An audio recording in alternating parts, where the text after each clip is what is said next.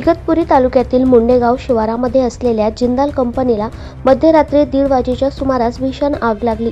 या अग्नितांडवामध्ये कोणतीही जीवितहानी झाली नसली तरी मोठ्या प्रमाणावर नुकसान झाले आहे। सुमारे 4 तासांनंतर या आगीवर नियंत्रण मिळवले असले तरी प्रत्यक्षामध्ये अजूनही ही आग या ठिकाणी धुमसत आहे।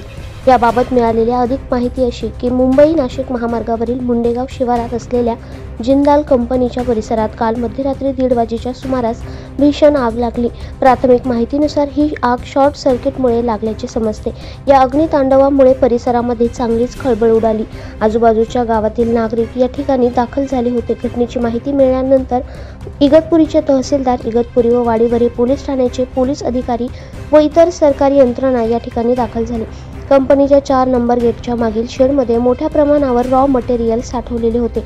याच भागातून आगीची सुरुवात झाली असून पाहता आगीने रौद्र रूप धारण केले। आगीमुळे आकाशात धुराचे लोट पसरले होते, त्यामुळे परिसरात भीतीचे वातावरण निर्माण झाले।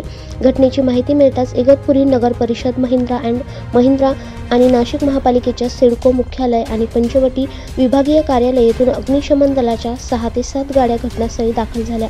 आगीवर नियंत्रण मिळवण्यासाठी युद्धपातळीवर प्रयत्न करण्यात आले। या ठिकाणी अग्निशमन दलाचे बंब कायम ठेवण्यात आलेले आहेत। आग लागल्यामुळे कंपनीच्या मालमत्तेचे मोठे नुकसान झाल्याचा अंदाज व्यक्त केला जात आहे। आगीच्या नेमक्या कारणाचा तपास सुरू असून सुरक्षा यंत्रणा घटनास्थळी तळ ठोकून आहेत। दैनिक भ्रमर, नाशिक।